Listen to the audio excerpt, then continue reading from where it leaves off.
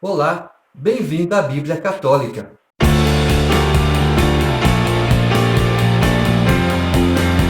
Primeiro livro dos Reis, capítulo 19.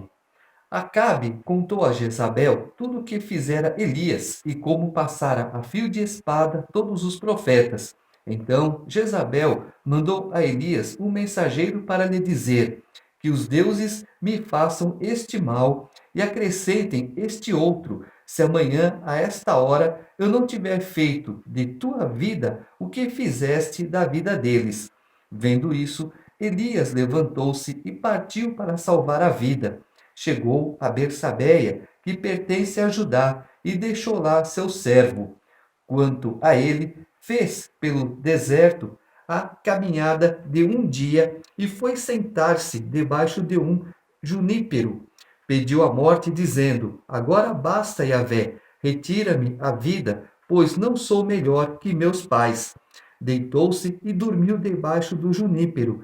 Mas eis que um anjo o tocou e disse-lhe: Levanta-te e come.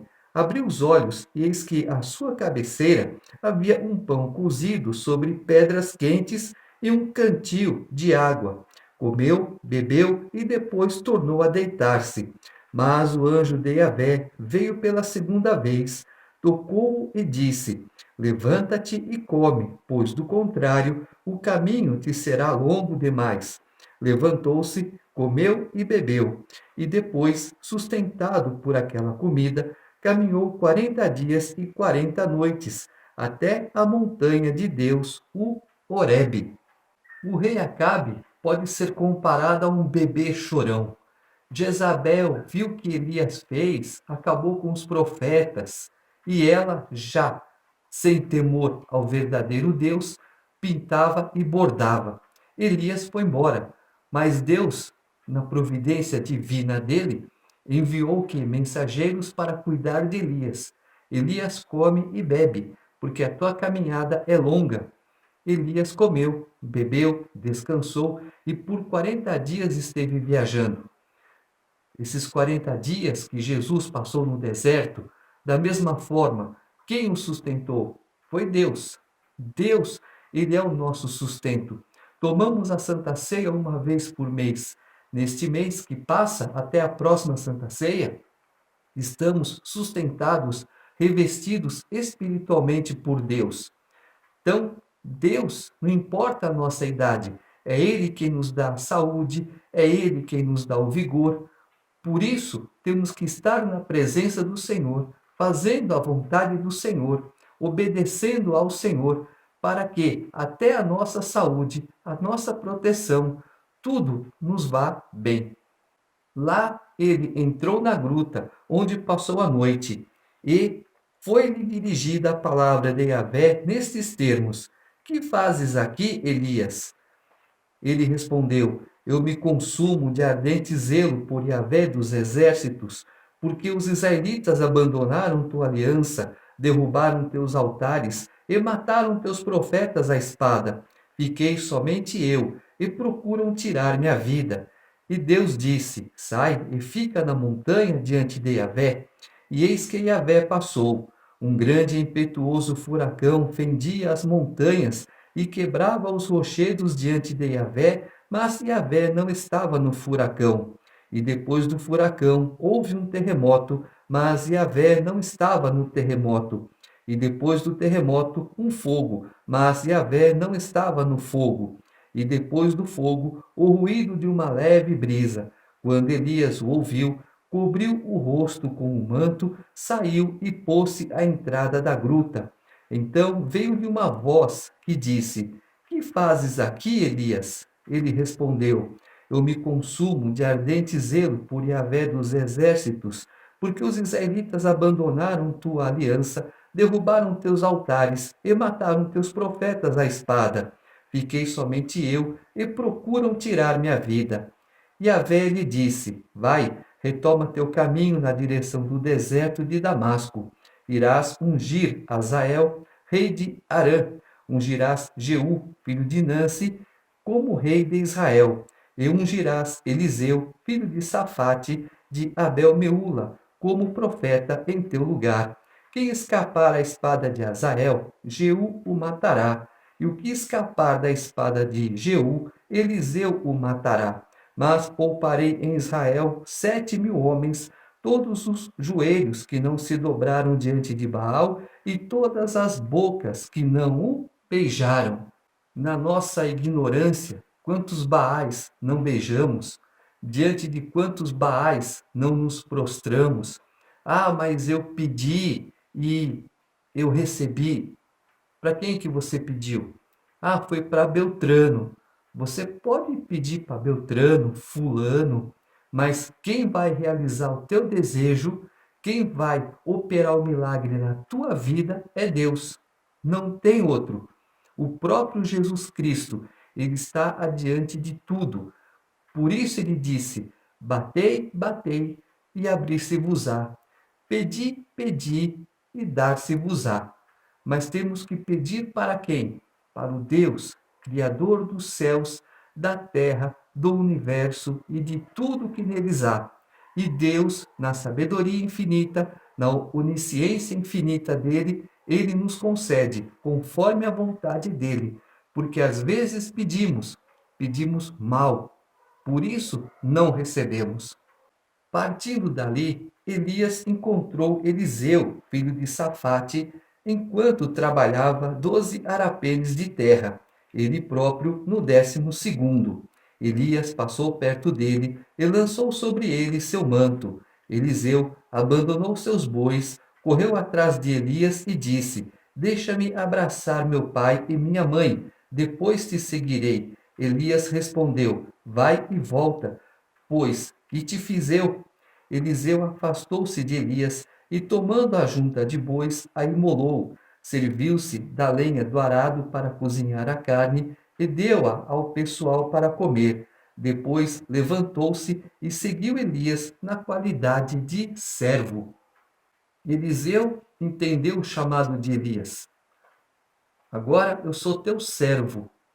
E às vezes nós chamamos as pessoas para serem nossos cooperadores, ajudadores. Olha, você vai fazer tal coisa. Ah, tal coisa eu não quero, deixa para fulano. Não, começa fazendo tal coisa. Seja humilde. Ninguém chega ao topo diretamente, só se for de avião. E ainda assim o topo não tem lugar para pousar. É meio arriscado essa pousada desse avião, né? É uma queda muito grande que pode não dar um bom resultado. Então vamos escalar a montanha, vamos chegar ao topo. Por onde? Pela base. Vamos subindo, vamos aprendendo, vamos olhando, vamos fazendo, vamos aperfeiçoando até chegarmos ao topo. Quando chegarmos ao topo, poderemos gritar para quem está embaixo: olha, faça assim, não venha por aqui, sobe por ali, pegue tal coisa, escale tal lugar. Você tem a experiência. Não adianta você querer ensinar, fazer outra coisa, se não tiver experiência. A gente vai subindo degraus. Cada degrau na nossa vida é uma experiência que devemos passar para os outros e não sermos egoístas. Olha, eu sou assim, tem que fazer assim, mas por quê? Ah, não te interessa, faz o que eu estou mandando e acabou. Não, me ensina direitinho. Porque às vezes a porta que você está se fecha e a porta que o outro está é que vai se abrir para você. Ele pode falar muito bem: não, esse daí é arrogante, presunçoso, egoísta. Ah, não queremos pessoas assim. É uma porta que se fechou e uma porta que está aberta e por onde você não passará. Capítulo 20. Ben-Hadad, rei de Arã, mobilizou todo o seu exército. Tinha consigo 32 reis, cavalos e carros. Subiu, assediou Samaria e a atacou. Enviou mensageiros a Acabe, rei de Israel, na cidade, incumbidos de lhe dizer: assim fala Ben-Hadad: tua prata e teu ouro são meus, tuas mulheres e teus melhores filhos são meus. O rei de Israel deu esta resposta: seja como disseste, Senhor meu rei, sou teu, com tudo o que me pertence. Mas os mensageiros voltaram e disseram: assim fala Ben-Hadad: eu mando dizer-te: dá-me tua prata e teu ouro, tuas mulheres e teus filhos. Amanhã, a esta hora, enviar-te-ei meus servos, que revistarão tua casa e as casas de teus servos, e se apoderarão de tudo quanto lhes aprouver, e o carregarão. Então o rei de Israel convocou todos os anciãos da terra e disse: Reparai e vede que esse homem quer a nossa perda. Exige de mim minhas mulheres e meus filhos, embora eu não lhe tenha recusado minha prata e meu ouro, e não recusei. Todos os anciãos e todo o povo disseram-lhe: Não lhe obedeças, nem consintas.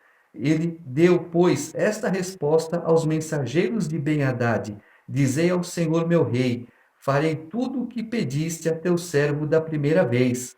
Mas esta outra exigência não a posso satisfazer. E os mensageiros partiram levando a resposta. Então Ben-Hadad mandou dizer-lhe: Que os deuses me façam este mal, acrescentem este outro, se o pó de Samaria for suficiente para encher o côncavo da mão de todo o povo que me acompanha. Mas o rei de Israel deu-lhe esta resposta: Diz-lhe: aquele que cinge seu cinturão não se glorie como aquele que o tira. Quando Ben-Hadad ouviu esta resposta, ele estava bebendo com os reis nas suas tendas. Ordenou a seus servos: tomai posição. Eles tomaram posição contra a cidade. Então um profeta veio procurar Acabe, rei de Israel, e disse: Assim fala Yahvé: Vês esta imensa multidão? Pois eu a entrego hoje em tuas mãos, e reconhecerás que eu sou Yahvé. Acabe perguntou: Por quem? E o profeta: Assim fala Yahvé, pelos servos dos chefes das províncias. Acabe insistiu: Quem dará início ao combate? Tu mesmo, respondeu o profeta.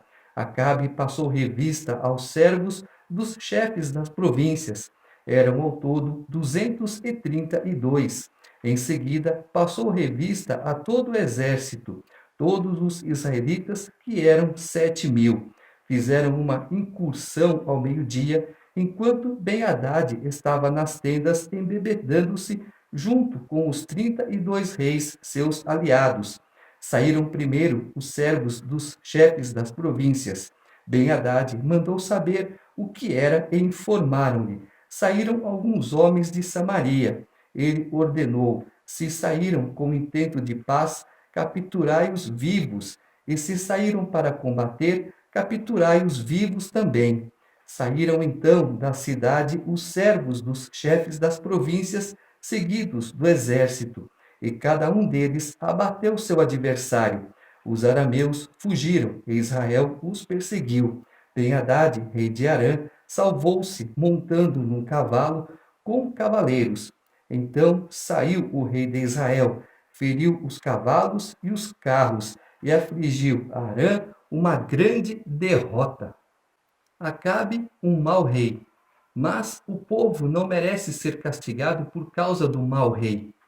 O povo estava quieto, o rei estava quieto, mas alguém veio, o inimigo veio afrontando. Quando alguém te afronta, se você está na presença de Deus, no caso de Acabe, não, mas o povo estava voltado a Deus, guiado errado, mas Deus, o que ele fala? Eu coloco os governantes, então obedeçam aos governantes. O povo obedecia ao governante, bem ou mal, era governante. Então, como o povo estava sendo obediente, Deus também estava fazendo o quê? Protegendo. Olha, não é porque eles estão nesse erro que eu vou concordar com o que vocês estão fazendo. Não é tempo de cativeiro, não é tempo de punição. Vocês deviam estar no seu canto, sem mexer com o meu povo. Então, o que Deus faz? Ele permite que os inimigos sejam derrotados. Por quem? Pelo povo dele. Aqui houve uma guerra, mas nós, como povo de Deus, nós dobramos os nossos joelhos, nós clamamos a Deus e Deus responde com toda a autoridade que ele tem sobre tudo e todos. O profeta aproximou-se do rei de Israel e lhe disse: Vamos, coragem, pondera com cuidado o que deves fazer, pois na passagem do ano o rei de Arã te atacará. Os servos do rei de Arã disseram-lhe: o Deus dessa gente é um Deus de montanhas. É por isso que nos venceram. Mas lutemos contra eles na planície e certamente os venceremos. Faze, pois, o seguinte: afasta esses reis do seu posto e substitui-os por prefeitos. Recruta um exército tão numeroso como o que perdeste, com o mesmo número de cavalos e carros. Depois combatamo-los na planície e certamente os venceremos. O rei seguiu o conselho deles e assim fez.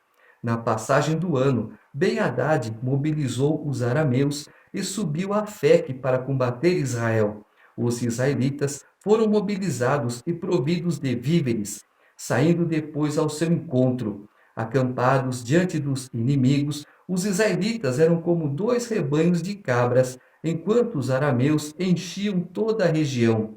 O homem de Deus aproximou-se do rei de Israel e disse-lhe: assim fala Yahvé, já que Arã disse que Yahvé é um Deus de montanhas e não um Deus de planícies, entrego em tuas mãos toda essa multidão, e reconhecerás que eu sou Yahvé. Durante 7 dias estiveram acampados uns diante dos outros. No sétimo dia, travou-se a batalha e os israelitas mataram num só dia 100.000 soldados de infantaria dos arameus.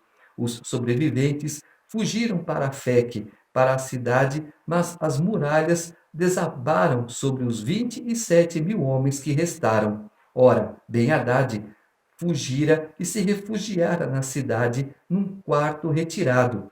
Seus servos disseram-lhe: olha, ouvimos dizer que os reis de Israel são reis clementes. Ponhamos sacos nos rins e cordas no pescoço e iremos ter com o rei de Israel. Talvez ele te poupe a vida. Puseram, pois, sacos nos rins e cordas no pescoço e foram ter com o rei de Israel e disseram: assim fala teu servo Ben-Hadad, deixa-me viver. Ele respondeu: ele ainda está vivo? É meu irmão. Aqueles homens acolheram essas palavras como um bom augúrio e apressaram-se em tomá-las ao pé da letra, dizendo: Ben-Hadad é teu irmão. Acabe respondeu: ide buscá-lo.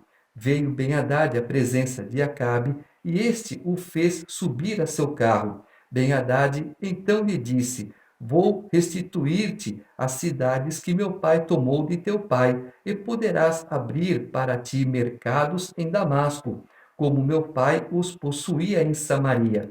Quanto a mim, disse Acabe, deixar-te-ei em liberdade mediante um tratado.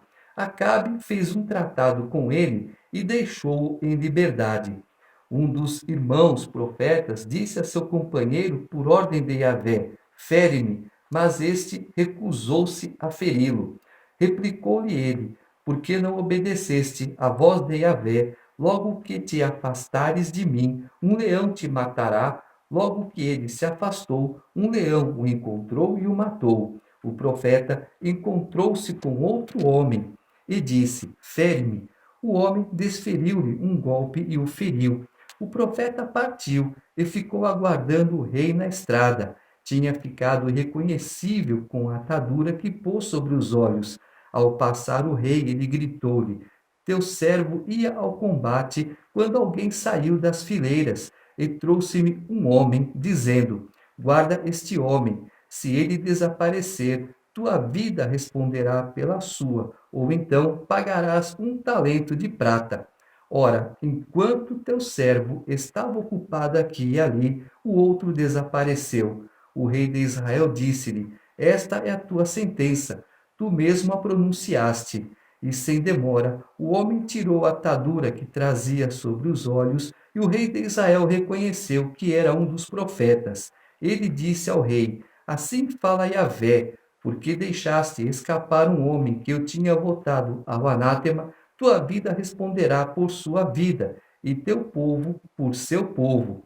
E o rei de Israel voltou para casa aborrecido e irritado e entrou em Samaria. Essa era uma época que prevalecia a lei do dente por dente, olho por olho, cabra por cabra, boi por boi e assim por diante. Nesse caso, Acabe teria que exterminar completamente os inimigos dele. Não fez isso. Ao contrário, deixou vivo.